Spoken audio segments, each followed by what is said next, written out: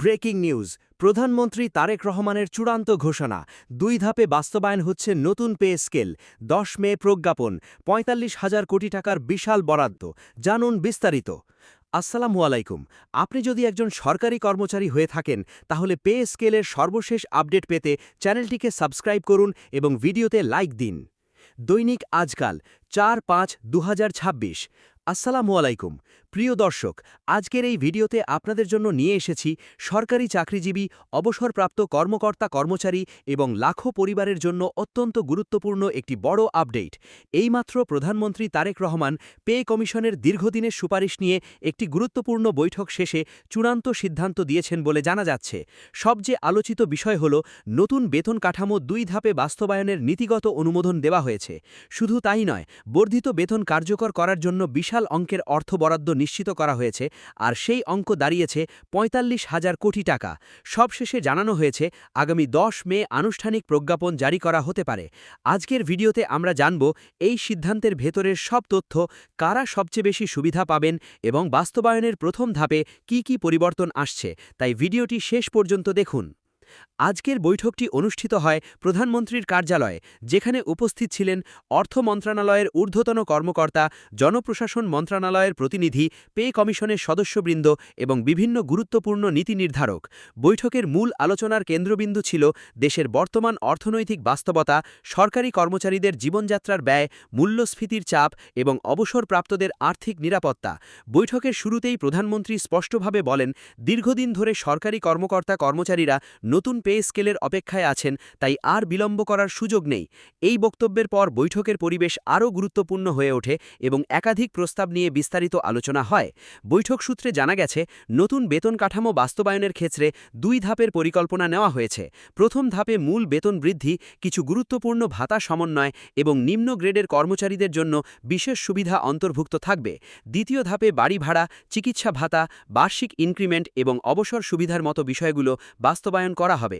সরকারের মতে, এই পদ্ধতিতে বাস্তবায়ন করলে বাজেটের ওপর চাপ কমবে এবং কর্মচারীরাও দ্রুত সুবিধা পেতে শুরু করবেন। সবচেয়ে আলোচিত খবর হল, এই বেতন কাঠামো বাস্তবায়নের জন্য সরকার ৪৫,০০০ কোটি টাকার বিশেষ বরাদ্দ নিশ্চিত করেছে। অর্থ মন্ত্রণালয় সূত্রে জানা গেছে, এই অর্থ দেশের সামগ্রিক বাজেট কাঠামোর ভেতরে নতুন সমন্বয়ের মাধ্যমে সংযুক্ত করা হবে। বিশেষজ্ঞরা বলছেন, এটি গত কয়েক বছরের মধ্যে সরকারি বেতন কাঠামোর জন্য অন্যতম বড় অর্থনৈতিক পদক্ষেপ হতে পারে, কারণ এত বড় অঙ্কের বরাদ্দ একসাথে নিশ্চিত করা সহজ বিষয় নয়। এটি সরকারের অধিকারকে স্পষ্টভাবে প্রকাশ করছে। সরকারি চাকরিজীবীদের মধ্যে এখন সবচেয়ে বড় প্রশ্ন, কারা কতটা সুবিধা পাবেন। বৈঠক সূত্রে ইঙ্গিত পাওয়া গেছে, নিম্ন ও মধ্যম গ্রেডের কর্মচারীদের ওপর বিশেষ গুরুত্ব দেওয়া হচ্ছে, কারণ বর্তমান বাজার পরিস্থিতিতে সবচেয়ে বেশি চাপের মধ্যে রয়েছেন তারাই। খাদ্যপণ্য, চিকিৎসা ব্যয়, সন্তানদের শিক্ষা খরচ এবং বাসা ভাড়ার ক্রমবর্ধমান চাপ বিবেচনায় নিয়ে তাদের বেতন বৃদ্ধির হার তুলনামূলক বেশি হতে পারে বলে ধারণা করা হচ্ছে। অন্যদিকে উচ্চ গ্রেডের কর্মকর্তাদের ক্ষেত্রেও নতুন বেতন কাঠামোতে কিছু পরিবর্তন আসতে পারে, তবে এবার সরকারের লক্ষ্য শুধুমাত্র উচ্চ পর্যায়ে নয়, বরং পুরো প্রশাসনিক কাঠামোর মধ্যে ভারসাম্য তৈরি করা। পে কমিশনের সদস্যরা বৈঠকে বলেছেন, যদি নিচের স্তরের কর্মচারীরা আর্থিকভাবে শক্তিশালী হন, তাহলে প্রশাসনিক কার্যক্রম আরও গতিশীল হবে এবং কর্মক্ষমতা বৃদ্ধি পাবে। অবসরপ্রাপ্ত কর্মকর্তা কর্মচারীদের বিষয়েও বৈঠকে বিশেষ আলোচনা হয়েছে, কারণ দীর্ঘদিন ধরে পেনশনভোগীরা নতুন সুবিধার দাবিতে অপেক্ষা করছেন। জানা গেছে, দ্বিতীয় ধাপে পেনশন কাঠামো, চিকিৎসা সহায়তা এবং অন্যান্য অবসর সুবিধায় পরিবর্তন আনার সুপারিশ গৃহীত হয়েছে। অনেকেই মনে করছেন, এবার অবসরপ্রাপ্তদের জন্য নতুন সুখবর আসতে পারে। বৈঠকের আরেকটি গুরুত্বপূর্ণ দিক ছিল মূল্যস্ফীতি মোকাবিলা।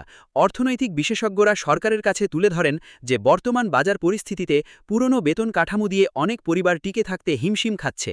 সেই বাস্তবতা বিবেচনায় নিয়েই নতুন পে স্কেলকে শুধু বেতন বৃদ্ধি হিসেবে নয়, বরং একটি সামাজিক নিরাপত্তা কাঠামো হিসেবেও দেখা হচ্ছে।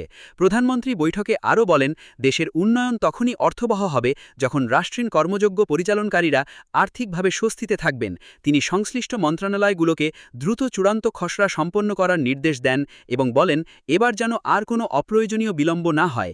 এই বক্তব্যের পর কর্মকর্তাদের মধ্যে নতুন উদ্দীপনা দেখা যায়।